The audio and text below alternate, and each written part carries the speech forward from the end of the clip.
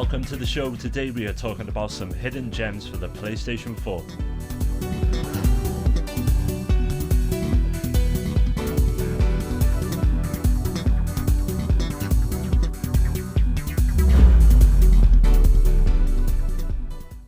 Assault Suit Lenos is a modern remake of a 16-bit Sega Genesis game called Target Earth. The gameplay can be described as a 2D side-scrolling run-and-gun, similar to the likes of Contra, Metal Slug, and its Super Nintendo cousin Cybernator. Set in the future where the Earth is being threatened by an alien race of cyborgs, you take control of a mech or assault suit, which can be outfitted with several weapons, armor, a jetpack for boosting, and a shield of your choice. As you would expect, the action on screen can become pretty hectic as you whiz about filling the screen with bullets. At times it can become overwhelming, but in my opinion that is what makes these types of games so great. Since this is considered a budget title, the game is relatively short with only 8 levels on offer. However, there are several unlockables that increase the replay value of the game and make it one hell of a good deal considering its low price. There's only one real gripe I have with the game, and that's the lack of a multiplayer mode. That is such a missed opportunity and would have made the game even sweeter, but it really doesn't detract from what is on offer. If side-scrolling shoot 'em ups are your thing, Assault Suit Lenos has got you covered and totally deserves a place in your library.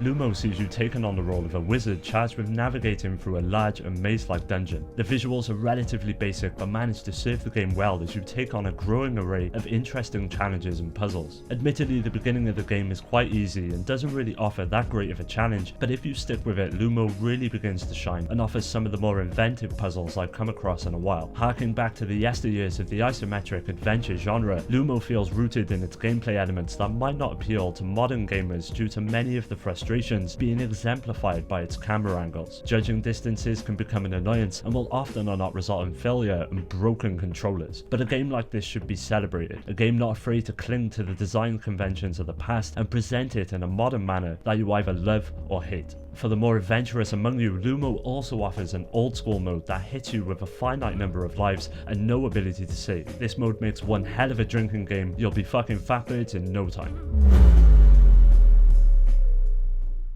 Developed by Over the Moon Games, The Fall is an intelligent sci-fi themed adventure that manages to bring together 3 different genres. You play the part of Arid, the AI on board the combat suit that fell from the stars. With your primary objective to save the unconscious pilot inside the suit, you are tasked with finding any form of medical facilities that involves a lot of exploration and puzzle solving, with a dash of combat to round off the experience. At the start of the adventure, the functionality of the suit is limited, although it becomes more useful during the course of the game with a load of features that will make life easier. Story-wise, The Fall is truly spectacular, with Arid having to overcome the obstacles of her programming in order to protect her pilot. Some interesting situations and consequences are brought forward that I won't go into detail about, as you really need to experience it for yourself. What feels like the love child of Super Metroid, Monkey Island and Limbo, The Fall manages to create an intriguing experience that deserves your time.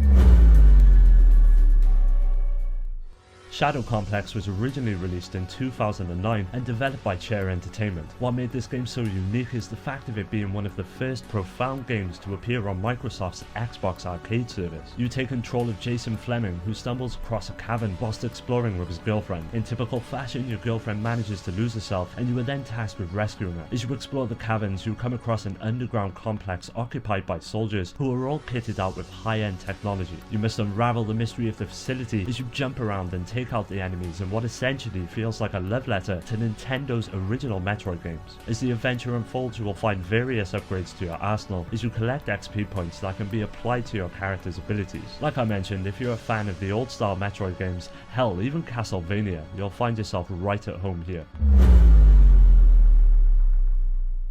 Back in the days of the PlayStation 2, Anima Gate of Memories, in my opinion, would have been classed as a AAA game, with its action platforming style of gameplay, RPG skill trees, and frantic DMCS combat. There is a ton on offer here. Classed as an indie title, and with a price point to match, you will still be impressed by the gorgeous environments and open areas all primed for exploration. The story is a generally simple affair as you take on the role of a blonde lady known as the Bearer of Calamities. Her fate is intertwined with a book that contains a godlike demon which was results in her being able to transform between the two states. This plays nicely into the gameplay, which sees you switching back and forth between characters to take advantage of the various melee attacks and range magic they offer. With a ton of new moves being unlocked via the skill tree system, you will constantly be leveling up and collecting experience points in order to overcome the many bosses that occupy the world. The entire adventure is definitely worth a playthrough and reminds me of the time when a game like this would not have needed Kickstarter in order to exist. Fury is brutally hard. It will ruin your life and suck every ounce of confidence out of you, but at the same time will manage to captivate you with its fast-paced combat and intriguing narrative. The premise of the game is very similar to Shadow of the Colossus. You make short journeys to fight bosses, there's no customization, no loot, no leveling up, just the basic controls and your skill. Developer of the game Bakers have managed to create something where every new level is as diverse as it is familiar, with beautiful varying backdrops and enemies who each have their own distinct personalities and mechanics, which are incredibly unpredictable, surprising, and batshit crazy at times. The combat is deep and promotes the need to learn the patterns of each boss in order to progress, though ultimately the overall experience really depends on your patience, physical reflexes, and willingness to learn. Fury is truly one of the games that needs to be tried in order to appreciate it. Admittedly, it won't be everyone's cup of tea, but if you're a fan of Devil May Cry or Bayonetta, I'd say you would find enough here to warrant a purchase. Choosing to fund a game through Kickstarter is often a nerve-wracking proposition. Some projects end up not getting made at all, while others go through changes resulting in something completely different than what was first proposed. Thankfully, Hyper Light Drifter delivers on all fronts and has become one of my favourite games for the PS4. The game is admittedly light on the story front and instead decides to tell its tale in the form of textless cutscenes. What can be seen as a more artistic choice can soon become a shame, as plot details can become fuzzy and lost in your interpretation of the action. But let's face it, with a game like this, the story is not really at the forefront. If you're a fan of the top-down Zelda titles, Hyper Light Drifter will instantly feel familiar, but with an added injection of action that at times can become relentless. With a huge amount of collectibles, the game will surely keep you busy for quite some time and is totally worth the small asking price of the experience. What truly stands out though is the world that's made up of several areas and dungeons that are all meticulously designed. The game looks gorgeous and proves that a well-directed art style goes a long way in creating something memorable and enjoyable.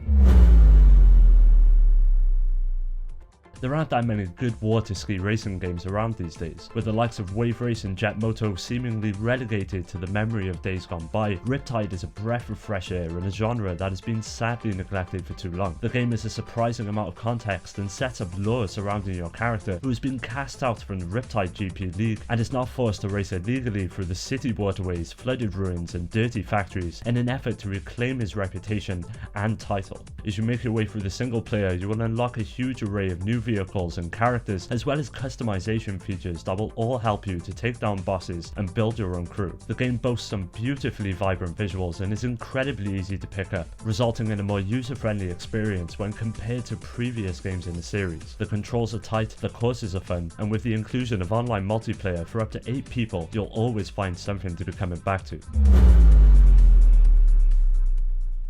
Caladrius Blaze is a vertically scrolling shooter that presents itself with confidence and a vibrant visual style. Stepping back from the more sci-fi based tropes of the genre, the game opens itself up to a more mystical approach that is apparent through the designs of enemies and environments. Everything looks great and runs smoothly as the action intensifies and bullets fill the screen. As you would expect, you have a multitude of ships to choose from, each bringing their own key attributes and mechanics to the table. The scrolling backgrounds are also worth mentioning, as the rolling 3D backgrounds produce some of the game's most memorable moments as you soar above clouds, castles, and even deep underground. Everything about the gameplay serves to be as friendly without sacrificing the moment-to-moment edge of your gameplay. There is a timeless feeling of weaving through a screen full of enemy fire, and Caladrius Blaze absolutely nails it. If you've been a fan of the genre for a while, this one is a no-brainer and is sure to keep you satisfied for quite some time.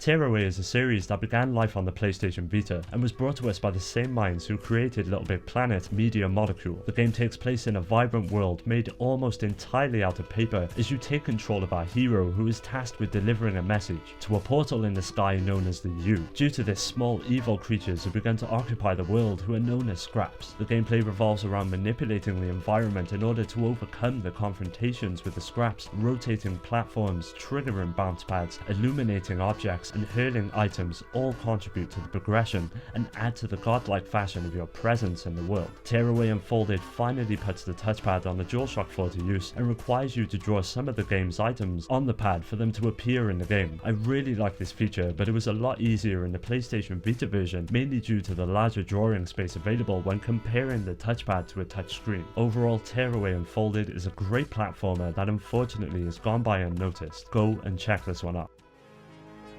Well, that was it guys. If you enjoyed the video, why not subscribe and stay up to date with everything that we're doing here on That Video Game Show. I want to thank you for watching, and as always, I will see you next time.